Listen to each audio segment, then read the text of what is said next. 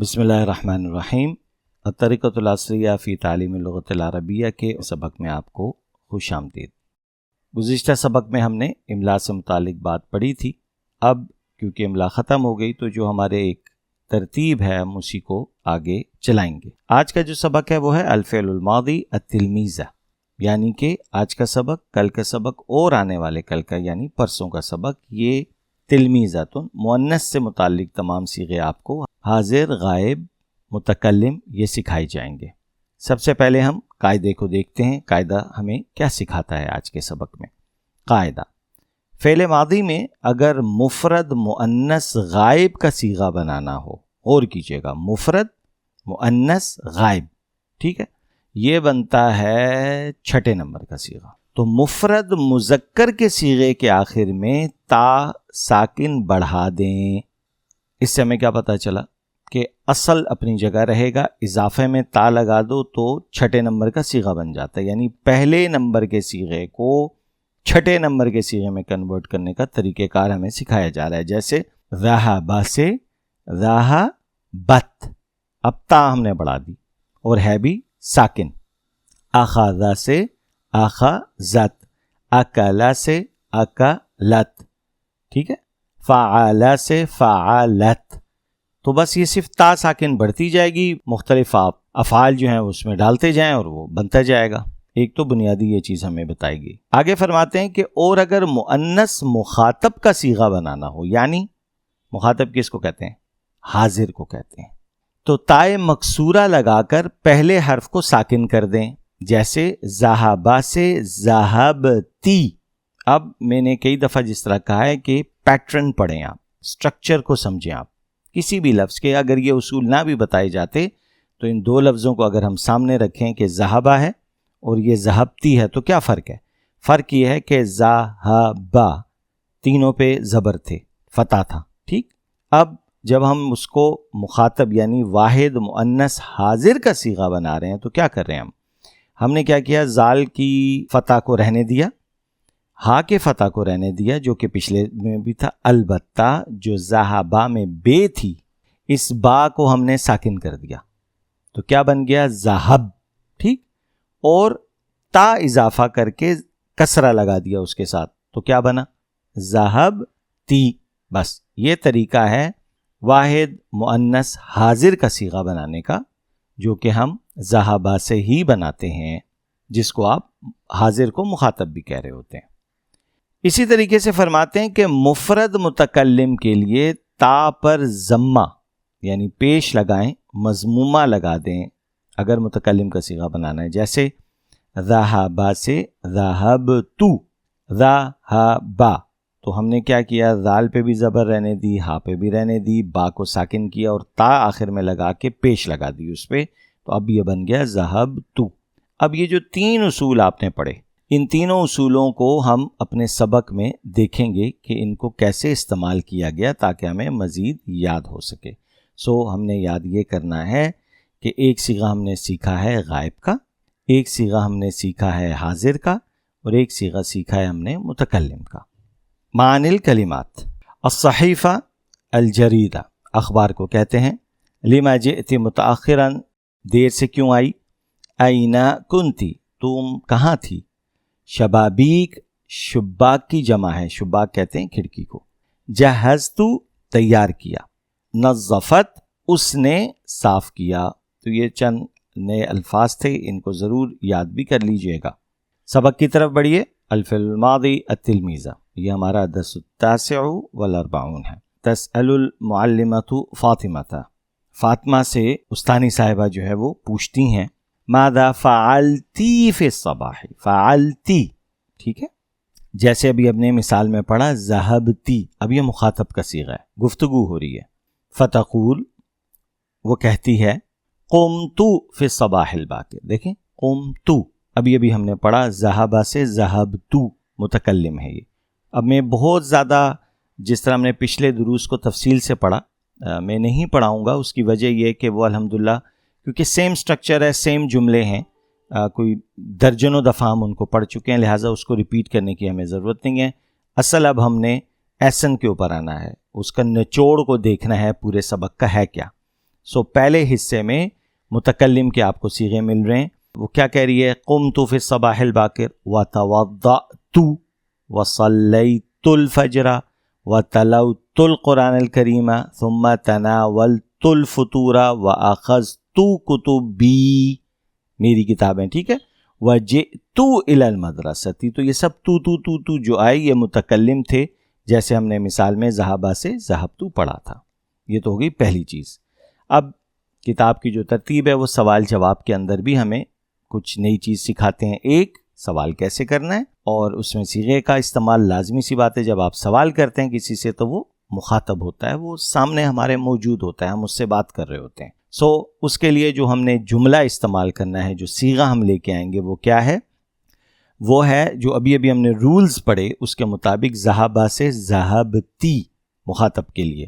سو اب سوال کیا ہے؟ متی قمتی فی الصباح، تم صبح کب اٹھی؟ ٹھیک. اب یہاں متا یہ کب کا معنی دے رہا ہے.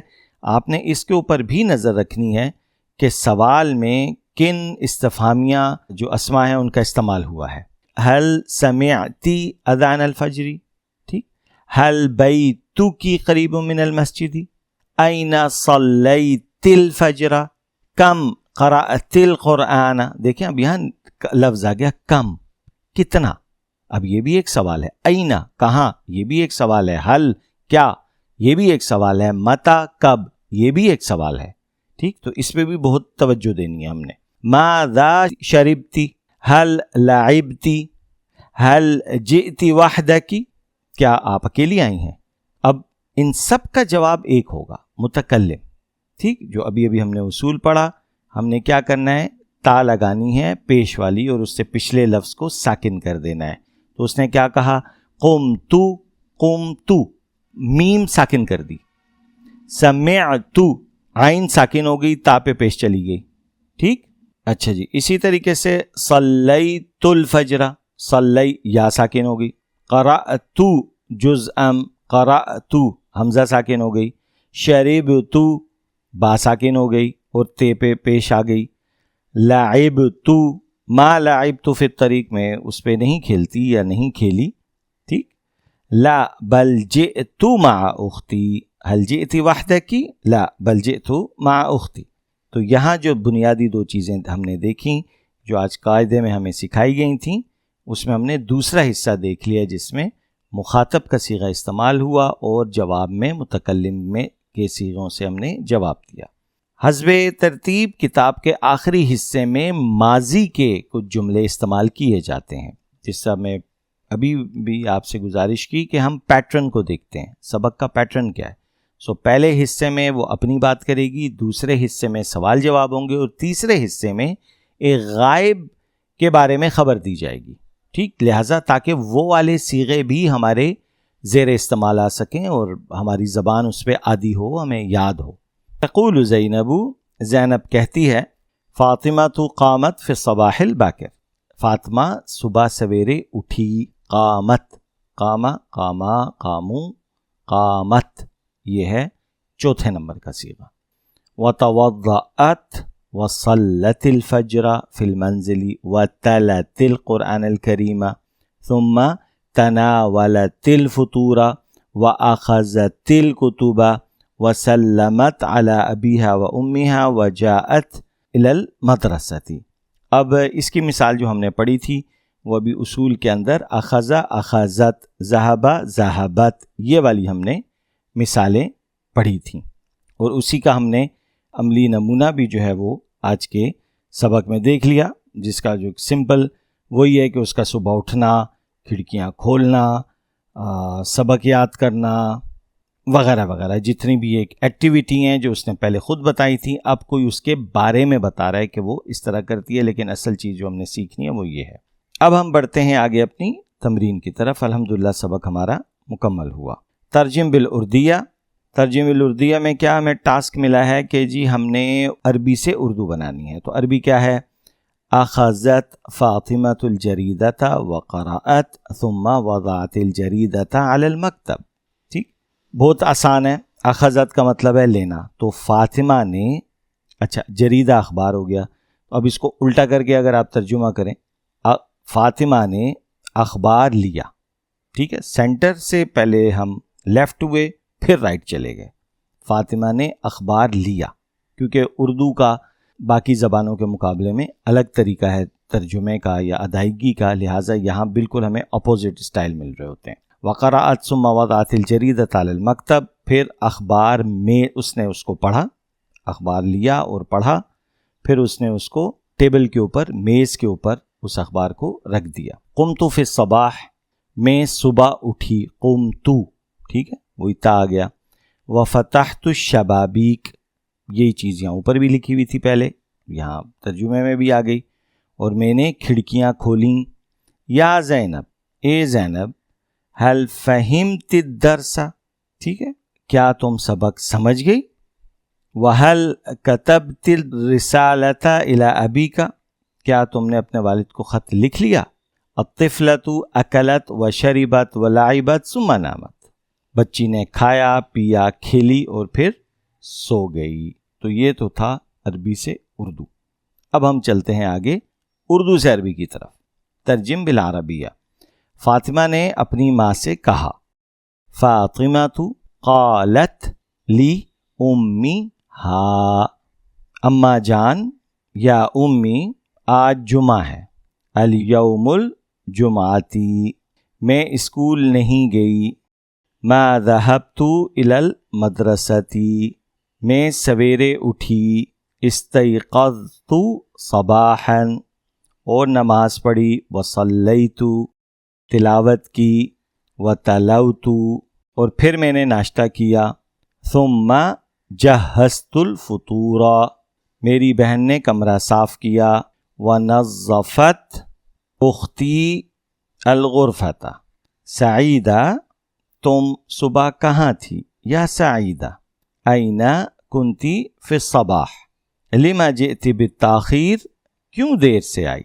ٹھیک ہے, تو یہ ہو گیا ہمارا اردو سے عربی کا ترجمہ. تو ان ترجموں کا جو ایک بنیادی مقصد ہوتا ہے وہ یہی ہوتا ہے کہ جو ابھی آپ نے جملے پڑھے, صیغے پڑھے, وہ آپ کو مزید ازبر یاد کرانا, تاکہ جب کل آپ عربی میں خط و کتابت کریں تو جو ایک اس کی بیک بون مجھے ابھی تک محسوس ہوئی ہے کہ جب تک آپ کی اس فعل کے اوپر گرپ نہیں ہوگی کہ وہ صیغہ کون سا ہے, غائب کے لیے کون سا استعمال کرنا ہے, حاضر کے لیے کون سا استعمال کرنا ہے, تو اس وقت تک جملہ نہیں بن سکتا. نمبر 2, ویکیبلری بڑھائیں اپنی, الفاظ کے معنی زیادہ سے زیادہ یاد کرنے ہوں گے, تو تب آپ کے لیے یہ ترجمہ کرنا بھی آسان ہوگا. ایون ابھی بھی ترجمے میں ڈکشنری کو لازمی ساتھ رکھا کریں. انٹرنیٹ بھی اس وقت اویلیبل ہے, سہولت ہے اس کی, آپ سرچ بھی کر سکتے ہیں. لیکن تجربے کی بنیاد پہ کہہ رہا ہوں کہ جو کتاب کے ساتھ لمس ہے آپ کا, ہاتھ لگانا, اس کے اندر تحقیق کرنی, تفتیش کرنی, اس کی ایک الگ لذت بھی ہے اور اس کی برکات بھی کچھ اور ہیں. باقی جس کو جیسے سہولت ہو اس حساب سے نئے الفاظ کے معنی وہ تلاش کر سکتا ہے. تو الحمدللہ آج کا بھی یہ سبق مکمل ہوا. اللہ رب العزت ہمارے اس پڑھنے پڑھانے کو اپنی بارگاہ میں قبول فرمائے. اپنا فیڈ بیک دینا نہ بھولیے گا. انشاءاللہ اگلے سبق میں ملاقات ہوگی دوبارہ. السلام علیکم ورحمۃ اللہ وبرکاتہ.